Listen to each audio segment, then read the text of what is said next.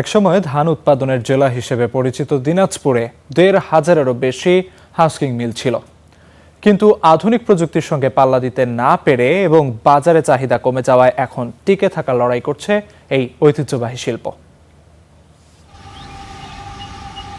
ধান উৎপাদনে দেশের শীর্ষ জেলাগুলোর একটি দিনাজপুর। জেলায় ১৫০০-এরও বেশি হাস্কিং মিল থাকলেও সময়ের সঙ্গে সঙ্গে প্রযুক্তির উন্নয়ন ও ভোক্তার চাহিদা পরিবর্তনে অর্ধেকে নেমে এসেছে হাস্কিং মিলের সংখ্যা।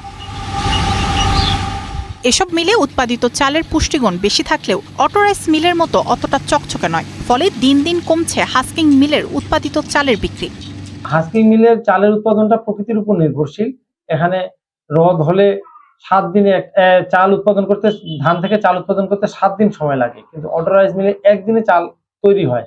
এখানে সময় সাশ্রয় কম হয় এবং শ্রমিকের মজুরিও কম হয়। এ কারণে এখন সব ব্যবসায়ীরা অটোরাইস মিলের দিকে ঝুঁকে পড়ছে। সংশ্লিষ্টরা বলছেন, সহজ শর্তে ব্যাংক ঋণ ও সরকারি সহায়তা নিশ্চিত করা গেলে ঘুরে দাঁড়াতে পারে মিলগুলো। ব্যাংকগুলোকে যখন আমরা বলি যে কৃষিভিত্তিক শিল্প হিসাবে আপনি এই ইন্টারেস্ট না, আপনি ইন্টারেস্ট কমায় নেন, তারা অপারগতা প্রকাশ করে। এবং এখন এমন একটা পর্যায়ে গিয়েছে যে ক্লাসিফাইড হতে হতে 15%-এর যে এখন ব্যাংকগুলো রাইস মিলকে ফাইন্যান্স করতে এড়িয়ে যাচ্ছে। হাস্কিং মিলাররা তাদের চালটা বাজারে বিক্রির ক্ষেত্রে প্রতিযোগিতায় টিকতে পারছে না। ভোক্তার টেস্টের কারণে তাদের প্রোডাক্ট বিক্রি কম হচ্ছে এবং আলটিমেটলি তারা মার্কেট ছেড়ে যাচ্ছে। আমরা সচেতনতা সৃষ্টি করতে পারি, আমার মনে হয় হাস্কিং মিলগুলোকে পুনরুজ্জীবিত করা সম্ভব হবে।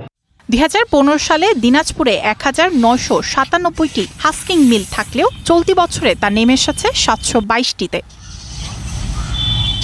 Desk report, star news.